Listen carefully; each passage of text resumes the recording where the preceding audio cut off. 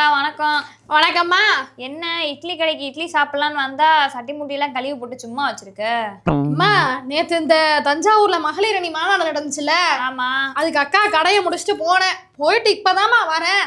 இனிமேதான் வியாபாரத்தை ஆரம்பிக்கணும். அந்த மகளிர் அணி மாநாட்டை நானும் பார்த்தேன்க்கா. உங்க தலைவர் என்னென்னமோ அள்ளி வீசியிருக்காரே வாய்க்கு வந்ததெல்லாம். அப்படி என்னக்கா ஒரு வீசினார் சொல்லு.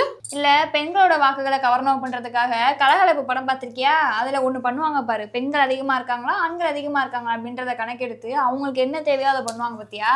அந்த பாணியில உங்க தலைவர் ஒரு டைலாக் விட்டுருக்காரு. பெண்கள் நம்ம நாட்டோட கண்கள் அப்படின்னும், அவங்கதான் இந்த மாநிலத்துல சுதந்திரமா வேலைக்கு போறாங்க, இந்தியாலேயே தமிழ்நாடு தான் முதல் இடத்துல இருக்கு பெண்கள் பாதுகாப்புல அப்படின்னு சொல்லிட்டு பெண்களுக்கு ஏத்த மாதிரி நிறைய விஷயம் பேசியிருக்காரு. என்ன விஷயம்?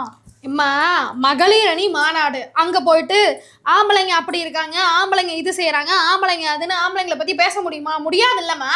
மகளிர் அணி மாநாடுன்றதுனால மகளிர் இந்த தமிழ்நாட்டுல எப்படி எல்லாம் இருக்காங்க, அவங்களுக்கு எங்க கட்சி என்னெல்லாம் செய்யுது அப்படின்ற எல்லாத்தையுமே தலைவர் எடுத்து சொல்லிட்டு இருந்தாரு. இந்த மாசம் 1000 ரூபாய் வாசியில கொடுக்குறோம், வாசியில பஸ் விட்டுருக்குறோம், அதுவும் இல்லாம வேற இன்னும் என்னென்னலாம் செய்ய முடியும் அப்படின்ற எல்லாத்தையுமே பார்த்துட்டு தான் இருக்கோம். அதனாலயே இந்த மகளிர் எல்லாம் இந்த 1000 ரூபாய்க்கு ஓசி பஸ்ஸுக்காகவுமே அடுத்த தேர்தலையும் எங்க தலைவருக்கு தான் ஓட்டு போடுவோம் அப்படின்னு வந்து நிக்கிறாங்க. நல்லா தான் பேசுற, நீ பேசுற எல்லாத்தையும் ரொம்ப ஓப்பனா பேசுற, அவங்க கேட்டுக்கிட்டு தான் இருக்காங்க, மறந்துடாத. இந்த செவிலியர்கள்லாம் போராட்டம் பண்றாங்க, அவங்க எல்லாம் பெண்கள் இல்ல. தூய்மை பணியாளர்கள்லாம் போராட்டம் பண்றாங்க, அவங்க எல்லாம் பெண்கள் இல்ல. ஆசிரியர்கள் பல பேர் போராட்டம் பண்ணிக்கிட்டு இருக்காங்க, அதுல பெண்களே கிடையாது. நீங்க தான் ஏதோ பெண்களுக்கு பாதுகாப்பு கொடுக்குறோன்ற மாதிரி பேசிக்கிட்டு இருக்கியே, என்ன கதைன்னு ஒன்னும் தெரியல. அவங்க எல்லாரும் தானே எங்க தலைவர் கொடுக்குற சலுகையை பயன்படுத்திக்கிறாங்க.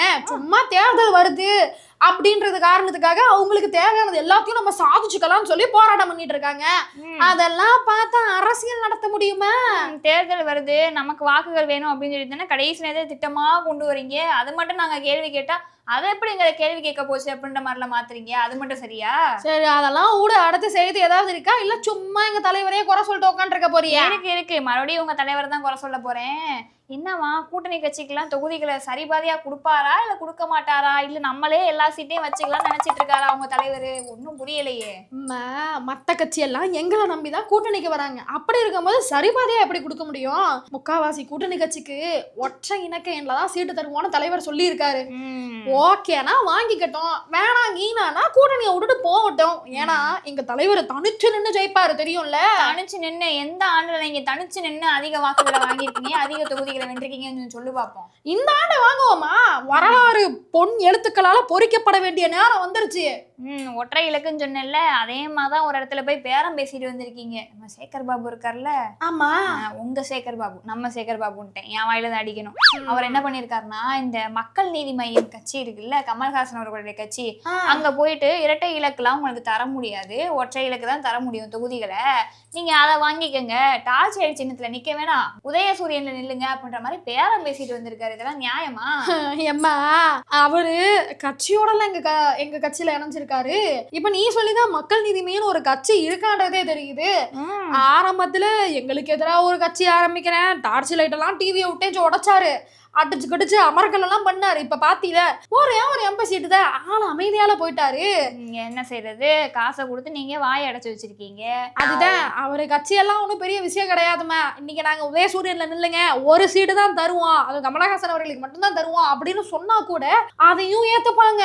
புரியுதா உனக்கு? இல்ல அப்ப நீங்க வச்சதுதான் சட்டம்னு சொல்ல வரியாக்கா? ஆமா, இது என்ன இருக்கு, குடுக்கறத வாங்கிக்கிட்டு போக வேண்டியதான். இல்லன்னு அடம் பிடிச்சாங்கன்னு வையேன், எப்படியும் ஜெயிக்க போறது நாங்க தான்றது எல்லாருக்கும் தெரியும். அந்த கட்சிக்கு போய் இந்த கட்சிக்கு போய் அங்க இங்கன்னு அடி வாங்கி கடைசியா வாழை சுருட்டிக்கிட்டு எங்க கடை தான் வந்தாவணும். பாப்போம் 2026 நீங்க ஜெயிக்கிறீங்களா இல்ல நாங்க ஜெயிக்கிறோமா? நீ கிளம்பு, தேர்தல் முடிஞ்சோன பாரு. வணக்கம்க்கா. தம்பி, நேத்து கடை பக்கம் வரல, தஞ்சாவூர் எதுவும் போயிருந்தியா? இல்லக்கா, தஞ்சாவூர்ல நான் போக மாட்டேன், அல்ல நீங்க ஆள் வச்சு கூட்டிட்டு போவீங்க, அவங்களும் கூட்டிட்டு போவீங்க. நான் வெளியூருக்கு போயிருந்தேன்க்கா, லீவு. பாத்தியில தஞ்சாவூரே தகச்சு போய் நின்னத, அக்காலாம் இது கடையை முடிச்சு கிளம்பி போயிட்ட மாநாடு பாக்குறதுக்கு. அங்க போய் பார்த்தா தலைவரு பேசினதை கேட்கும் போது ஒரு பெண்ணா சில்லறைய செதற விட்ட தெரியுமா? திமுக மாதிரி ஒரு கட்சியில நம்ம இருக்கோமே அப்படின்னு நினைக்கும் போதே நெஞ்சமெல்லாம் அப்படியே ஆனந்த கண்ணீர்ல மிதக்குது தம்பி. நீ ஆனந்த கண்ணீர்ன்ற, அவங்க ரத்த கண்ணீர்ல வடிக்குதுன்னு சொல்லிட்டு இருக்காங்க. என்னப்பா சொல்ற? அக்கா, கூட்டத்துக்கு அதே பெண்கள் வந்து போதிய வந்து வசதி இல்ல, எங்க ரொம்ப நேரம் நிக்க வச்சாங்க, அடைச்சு போட்ட மாதிரி வச்சிருந்தாங்க, அடைக்கிறதுக்கு நாங்க ஆடா மாடான்ற மாதிரிலாம் கேள்விகள் கேட்டிருக்காங்க. எப்பா மாநாடுன்னு நடந்துச்சுன்னா இந்த இந்த கரூர்ல நடந்துச்சுல்ல அந்த தாவேக அசம்பாவிதம், அது வந்து மாநாடு இல்ல, அது வந்து ரோட் ஷோ. அதான் அந்த மாதிரி அசம்பாவிதங்கள் எதுவும் நடந்துடக்கூடாது அப்படின்ற நல்ல எண்ணத்துல பார்த்து பாதுகாப்பெல்லாம் பல மடங்கு கொடுத்து வச்சிருந்தோம். சரி, நீங்க பாதுகாப்புன்ற பேர்ல அடைச்சு வச்சிருக்கீங்க, ஓகே. அப்ப சோறு தண்ணி எல்லாம் கொடுக்கணும்ல, அதெல்லாம் எதுவுமே நீங்க கொடுக்கல. மொட்டை வெயில வந்து அவங்க ரொம்ப கஷ்டப்பட்டதா வந்து பேட்டி எல்லாம் கொடுக்குறாங்க. எப்பா ஒரு அக்கா பேசுனதை கேட்டியா இல்லையா? பாத்தீங்கல்ல, தண்ணி பாட்டில் கொடுத்துருக்காங்க, மிக்சர் கொடுத்துருக்காங்க, பிஸ்கெட் கொடுத்துருக்காங்கன்னு எல்லாத்தையும் எடுத்து காமிச்சு பேசினாங்க. உங்களை மாதிரி ஆளுங்க இருக்கிறதுனாலதான் அவங்க எடுத்தே காமிச்சு பேசினாங்க. அதெல்லாம் நல்லா தெரியுதுக்கா. நீங்க கூட்டிட்டு வந்த ஆட்களுக்கு மட்டும் ஊப்பி ஆட்கள் இருக்காங்கல்ல, அவங்களுக்கு 200 ரூபா கொடுத்து பிரியாணி கொடுத்து எல்லாம் வசதி எல்லாம் கொடுத்து பண்ணி வச்சிருக்கீங்க. பொதுவா வந்திருப்பாங்கல்ல, அவங்களும் ரொம்ப கஷ்டப்பட்டாங்கக்கா. அதுக்கு என்னப்பா பண்ண முடியும்? ஒரு நாள் தலைவருக்காக கஷ்டப்படட்டுமே. ஒரு நாள் கஷ்டப்படா பரவாயில்ல, ஓட்டு போடுறதுக்காக 5 வருஷம்லாம் கஷ்டப்படுறாங்க. தம்பி, சரி, அதெல்லாம் இருக்கட்டும். இந்த ராமதாஸ் தாத்தா இருக்காருல்ல, அவர் வந்து தாவிகா கூட போய் சேர போறாராம். எப்பா அவருக்கு தூண்டில் நாங்கள்ல போட்டிருக்கோம், அங்க எப்படி போவாரு? ஏன்னா அப்பா மகனுக்குள்ள பிரச்சனையை ஆரம்பிச்சு விட்டதே நாங்க தான். ஓ அப்படியா? யாருக்கும் தெரியாது, வெளியே சொல்லிக்காத. அவரு அந்த பக்கம் போயிட்டாருல மகன், ஆமா. அதனால அவரை எதிர்த்தாகணுன்றதுக்காகவே எங்க கூட வந்துருவாருப்பா. வந்துருவாருன்னு நீங்க பகல் கனவு கண்டுட்டு இருக்க, ஆனா உண்மை என்னன்னு யாருக்கு தெரியும்? என்னப்பா சொல்ற? ஆமாக்கா, பேச்சுவார்த்தை போயிட்டு இருக்கான். விஜய் அவர்களும் ராமதாஸ் தாதாவும் நல்லா பேசிட்டு இருக்காங்களாம். எனக்கு போற போக்கு பார்த்தா அப்பா வந்து அனில் கூட சேர்ந்துருவாரு, நீங்க வந்து அப்படியே போயிட வேண்டியதான். அவரு போனா என்ன, எங்களுக்கு என்ன ஜெயிக்கவா மாட்டோம்? அவன் கூட்டணிக்கு ஆளா இல்ல, அவன் ஐயா எங்களை சேர்த்துக்கங்க கட்சியவே இணைக்கிறோம்லாம் வந்துட்டு இருக்காங்க. சரி, ஓகேக்கா. இல்ல எதுக்கு சிரிச்சேன்னா, அந்த காங்கிரஸ் கட்சிக்காரங்கல்ல, ஆமா, அவங்களே வந்து தாவேகா கூட தான் போறாங்களாம். எப்பா யாரு வேணா எங்க வேணா போகட்டும்பா, அதை பத்திலாம் எங்களுக்கு கவலை கிடையாது. இந்த தடவை ஒரு வரலாறு உருவாக போகுது. யாரு கூட்டணியும் இல்லாம திமுக தனிச்சு நின்னு போட்டிட்டு ஜெயிச்சதுன்ற வரலாறு. அது ஒரு வரலாறு இருக்கட்டும், இன்னொரு வரலாறு இருக்கு. நீங்க உருட்டுக்கு பேர் போன ஆட்கள்னு தெரியுமா? என்னப்பா சொல்ற? அக்கா, நேத்து தஞ்சையில வந்து மாநாடு நடத்துனீங்களா? ஆமா, உங்க அக்கா பேசுனாங்களா? ஆமா. என்ன தெரியுமா சொல்லியிருக்காங்க? மகளிர் உரிமை தொகை உங்க வீடு தேடி வந்து கதவை தட்டுமா.